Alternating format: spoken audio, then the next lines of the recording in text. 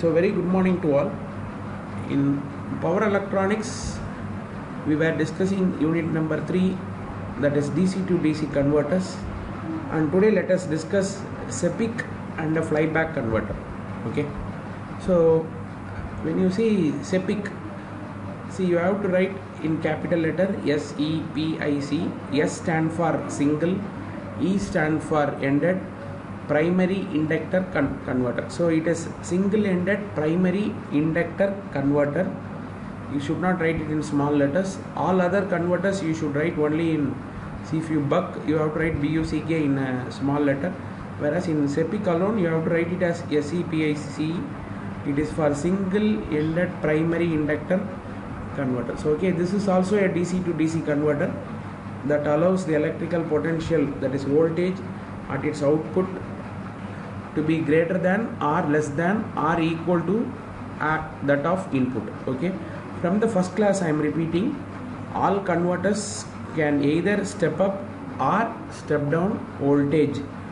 I am repeating this, they cannot step up or step down power. That is not at all possible. Power remains constant. Okay, the output of SEPIC is controlled by the duty cycle of the control switch S1.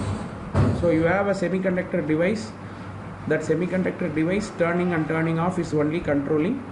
That we have seen. Okay, when you have seen simulation of buck converter and boost converter and buck boost converter and all, we have come to a conclusion that by varying the duty cycle alone, we are able to vary the output voltage. So this is the circuit diagram of a SEPIC converter. So a SEPIC converter has a semiconductor switch S1. Okay, and there is an input voltage and we are going to get output voltage. The only difference between the SEPIC and the buck boost converter is, in case of buck boost converter, the output voltage polarity gets reversed, which means if the input voltage is positive here and negative at this particular point, the output will get reversed in case of buck boost converter, where positive voltage will be at this particular point and negative voltage will be at this point for buck boost converter, whereas that problem is being solved here. Here we have get the positive on the top and the negative at the bottom, same way what we are giving as an input to the converter. So that is the advantage of this SEPIC converter. Now again this switch S1 plays the role when the S1 is on and S1 is off. So we are going to see what is happening when S1 is on and S1 is off.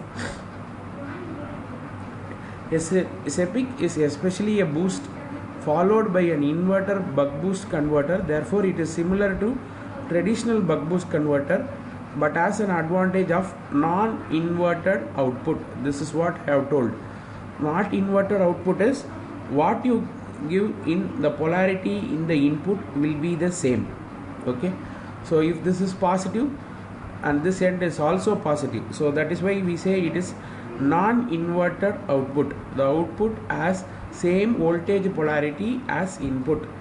Using a series capacitor to couple the energy from the input to output, and thus can be respond more graceful in short circuit output. So even at short circuit output is there, this will try to protect. Okay, when the switch S1 is turned off enough, the output drops to 0 following fairly transient damp to charge. This is discontinuous mode, but we will not go for discontinuous mode. We will only go for continuous conduction mode. See, in question paper they can ask CCM. Draw and explain the operation of a SEPIC converter in CCM. If they write in CCM, then it is nothing but continuous conduction mode. In continuous conduction mode, output will not come to 0. Output current will not come to 0. So you will be operating at a very faster rate, so that always your output will be at an higher potential. It will not come to 0. A SEPIC is said to be in continuous conduction mode if the current through the inductor L1 and L2 remains fall to 0 during on operating cycle. During a SEPIC steady state operation, the average voltage across the capacitor C1 is equal to the input voltage. You can see there are two capacitors, one is C1 and another one is C2. So this C1 will be equal to the input voltage, because capacitance C1 blocks the direct current. The average current through it is 0. The capacitance C1 we put here is AC capacitance, so we will try to block DC, thereby isolation is also provided by this converter. Therefore the average current through the inductor L2 is same as the average load current, hence the independent of input voltage. So the current doesn't depends on input voltage, current depends upon this L2. So it does not directly link with your input side. Looking at the average voltage, the following can be written as Vin is equal to VL1 plus VC1 plus VL2, because the average voltage VC is equal to Vn, VL is equal to minus VL2. For this reason, two inductors would be wound on same core. Now comes the reason for calling it as single-ended primary inductor, which is single-ended means even though you have two inductors in your circuit, let us say L1 and L2, these two inductors are wound on a same core. So that is what we explain here.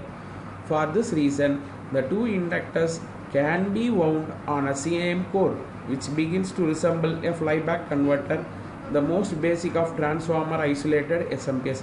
See, when two inductors on a single core, it is like a transformer. When you have a transformer, primary and secondary of the transformer, what you do? You wound it on a same core. See, just a transformer, if you take a transformer will have a core. In the primary you will wind it on left hand side, and secondary you wound it on right hand side of a single core. So a transformer effect is being brought here. So that is the reason for bringing the isolation. Since the voltage are same in magnitude, their effect on mutual inductance will be 0, assuming the polarity of the winding is correct. Also, since the voltage are same in magnitude, ripple current from two inductors will be equal in magnitude. So average current ID1 is equal to IL1 minus IL2. Now let us go on for switch, when switch is turned on. Okay, now this switch is closed. When this switch is closed, what about the path? See, I have already told, from the supply through inductor, this switch and this path gets closed. See, current will flow only through least resistance. So current will not, this current from the source will not travel to this part, because it is finding a short path here with a minimum resistance. So this current starting from this location will try to travel through this inductor and get current will pass through the semiconductor device and try to short. So this inductor is charged for your input, and this green line indicates the current direction from source.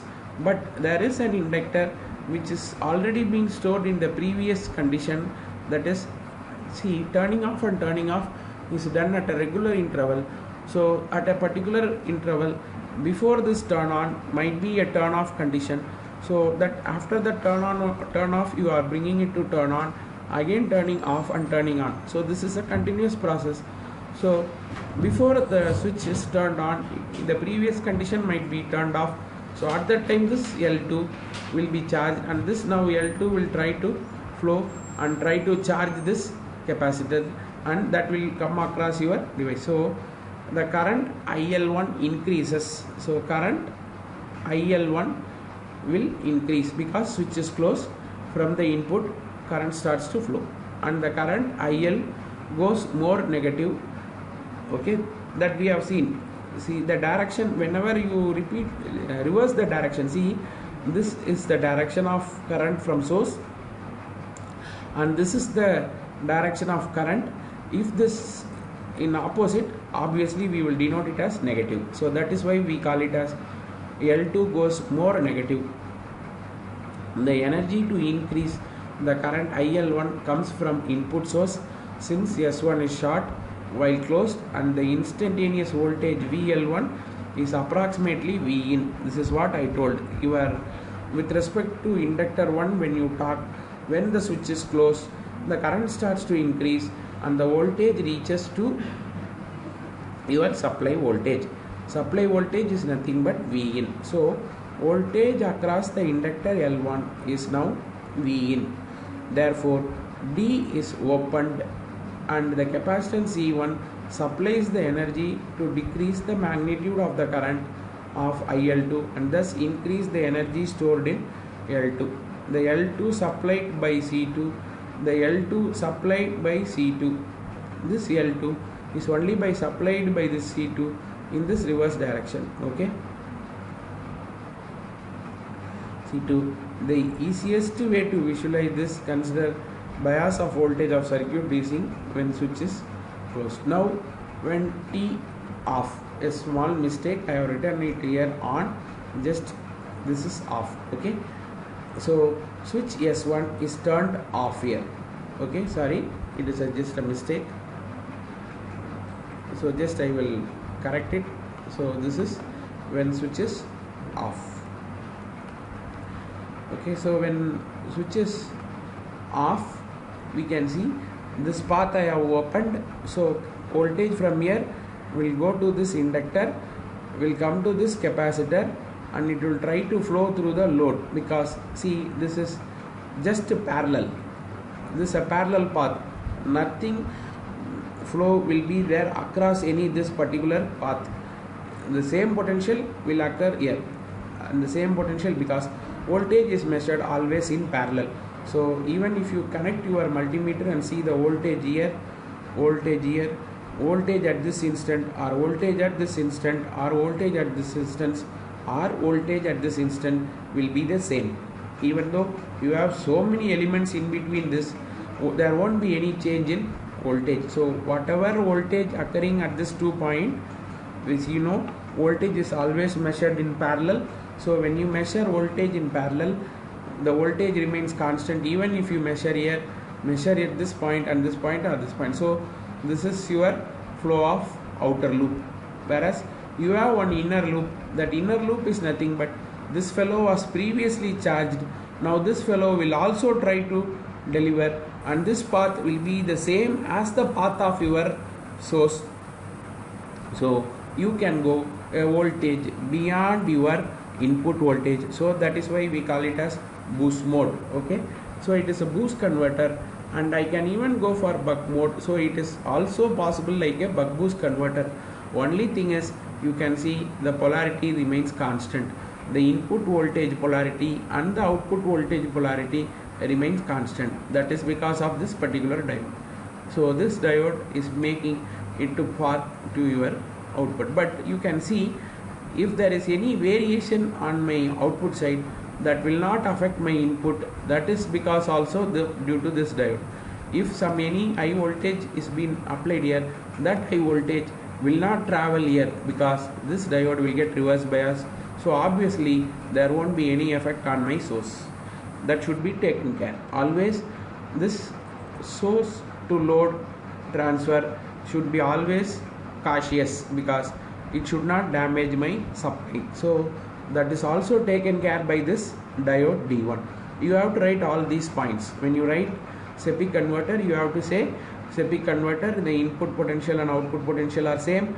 The both inductors are wound on a single core. That is why we call it as single-ended primary inductor converter. So both are wound on the same core. So it is like a transformer effect. Whatever on this primary will transfer to this L2, and L1, L2 will get able to charge and deliver. Okay, now we will see when switch S1 is turned off, the current IC2 becomes the same as IL1. Since the inductor do not allow the instantaneous change in current, the current IL2 will continue in negative direction. In fact, the reverse direction, it can seen from the diagram. Using Kirchhoff's law, I were able to define about what is ID. ID is nothing but current through the diode. Okay, and conclusion, when switch is off, the power is delivered to the load from both L1, L2 and C2. However, this being charged in L1 during the off cycle. And one more difference, in other converters till last class what we have seen in buck boost, when the switch is on alone, you are able to see your source on load. whereas only in this converter you can see when the switch is off, the supply is on with respect to load. Okay, so when the switch is on, the supply is not connected to the load. When switch is off, supply is connected to the load.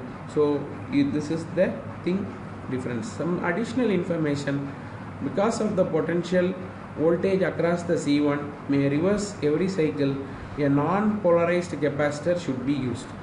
That is what I have told. Only in a SEPIC converter we use non-polarized capacitor. There are two types of capacitor. One is called polarized and one other is called non-polarized. Polarized capacitors are used only for DC.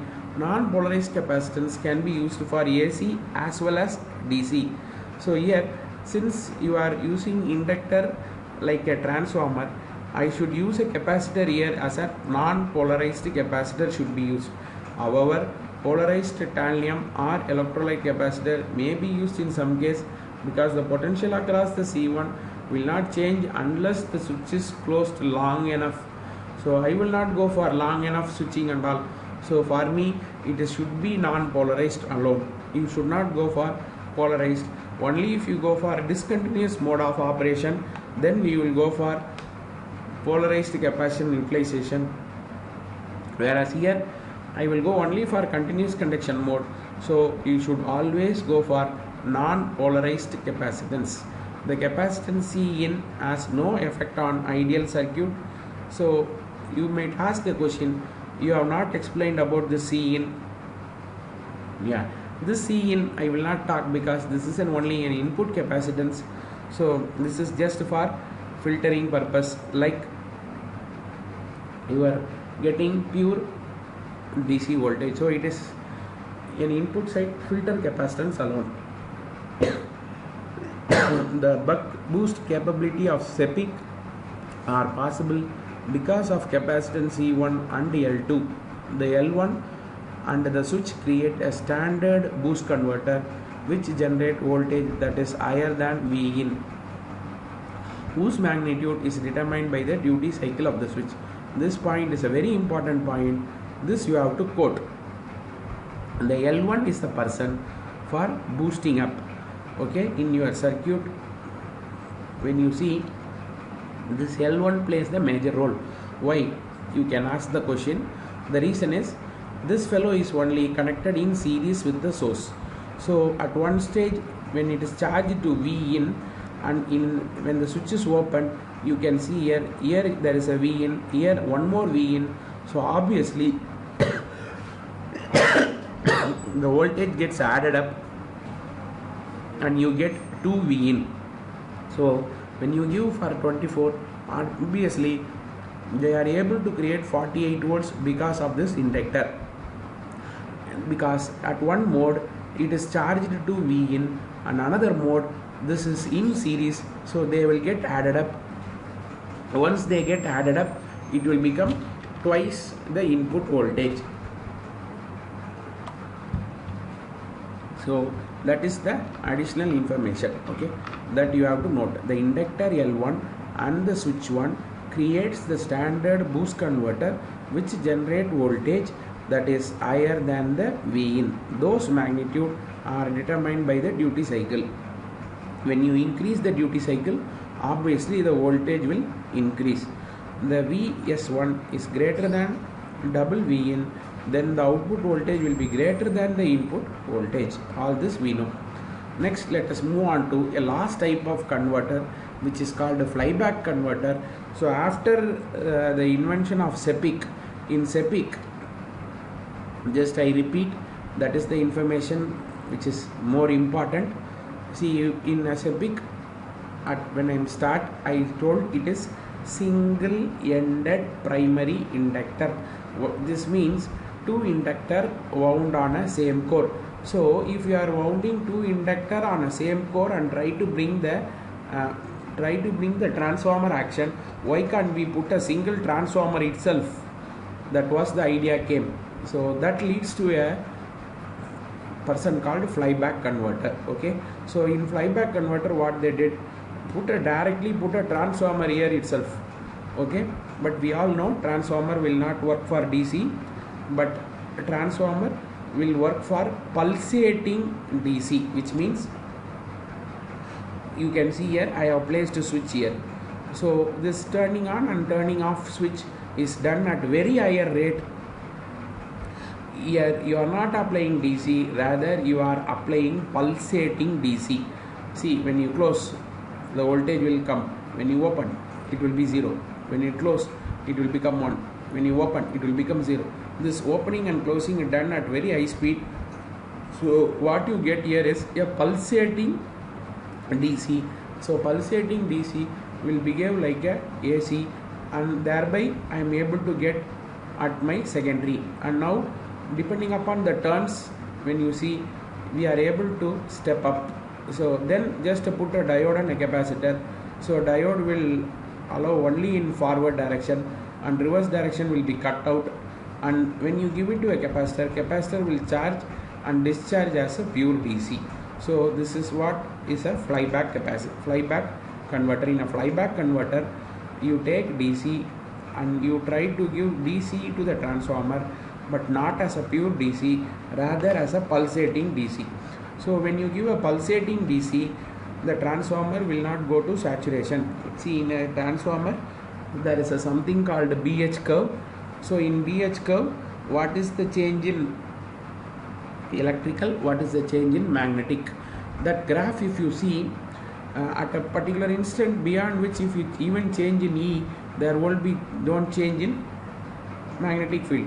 So here that is called as saturation, and that saturation will be fast if you give DC. But now I am not giving pure DC, rather I am giving a pulsating DC. So this pulsating DC will be given as an input to your transformer, and you will get in secondary same pulsating.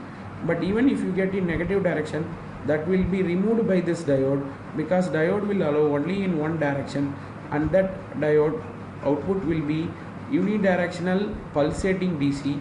If that is given to a capacitor, you will get a pure DC, because capacitor will filter.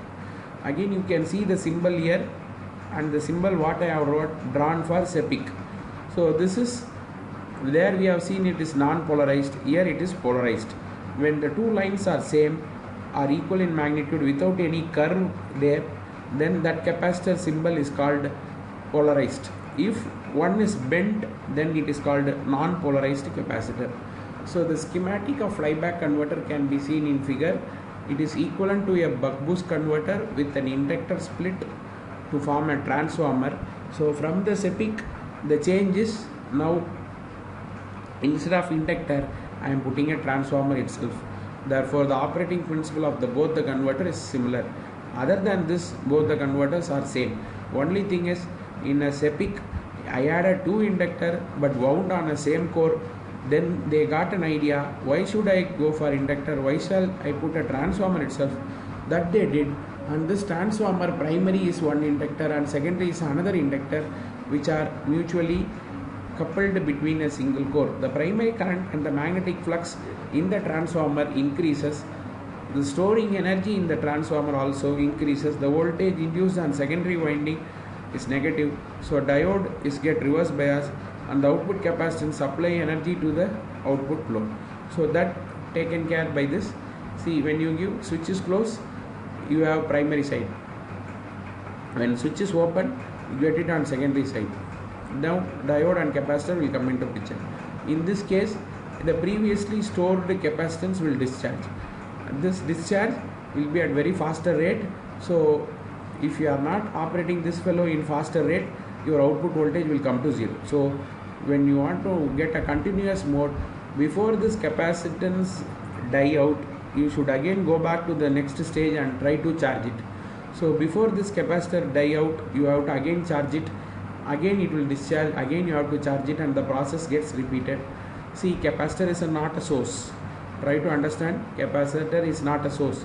You will only store and discharge. The what you store will be discharged by the capacitance, that's all. It is not a source. This is a source. So you should know the difference between a source and a capacitor. This can only charge and discharge. The discharge rate will be fast. So you should be more fast than the discharge rate of the capacitor, so that output doesn't touch the 0. So this is about the on state and the off state of your flyback capacitor. So when the switch is opened, the primary current and the magnetic flux drops. The secondary voltage is positive, forward biasing the diode, allowing the current to flow from the transformer. The energy from the transformer core reaches the capacitors and supplies the load. Now this point is very clear for you. When switch is operated in primary current and the magnetic flux drop, the secondary voltage is positive, forward biasing the diode, allowing the current to flow from the transformer. Energy from the transformer core reaches the capacitor and supplies the load. The operation of storing energy in the transformer before transferring to the output of the converter allows the topology to easily generate multiple output with a little additional circuitry through the output voltage. Also, there is a need for controlling rail which has been load before load is applied, and this is controlled rail, and this allows the PWM to operate. This switch is operated in PWM, pulse width modulation technique. So when you increase the percentage of turn on, obviously the amount of transfer from primary to secondary will change. Here the number of turns is kept constant, so you are not varying the primary to secondary transformer ratio, which is an ideal transformer with the same number of turns. So you are increasing the output voltage only by the duty cycle of the switch, not by the number of turns in the transformer. So number of turns on primary and number of turns on secondary is same. In case of flyback converter, I again explain. See, the stepping up or stepping down is not done by the transformer action, it is only done by the switch. The duty cycle of the switch, the amount of T on, I have shown you in simulation that in a switch, if you increase the duty cycle, the voltage increases. That what we have seen in the simulation. So only by the switch operation we are getting the output voltage, that is being explained here. Also there is need for controlling the rail, so we go for PWM technique. So now let us see some limitations present in flyback converter.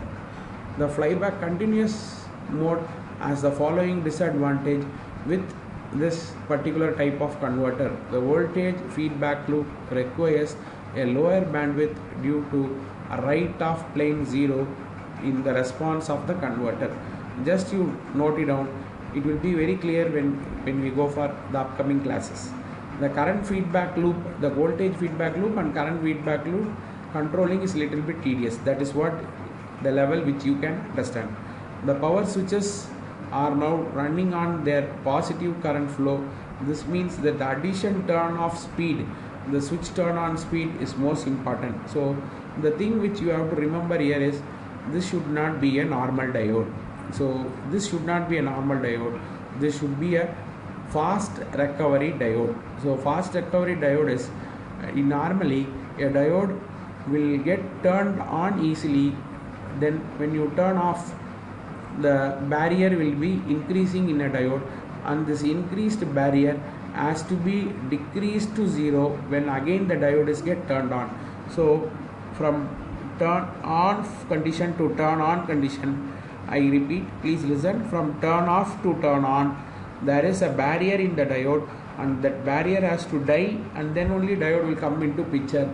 So this will take some time. In case of normal diode, that should not occur here. Okay, so the diode used here should be a fast recovery diode. Okay, so that you have to be very clear. Okay, then discontinuous mode also has some disadvantage, but we will not go for discontinuous mode of operation at all, so that limitation doesn't bother us.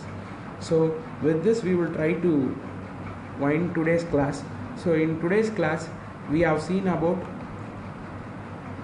two converter. One is called as SEPIC, another one is called as flyback converter. So if you have any doubts, you can ask me.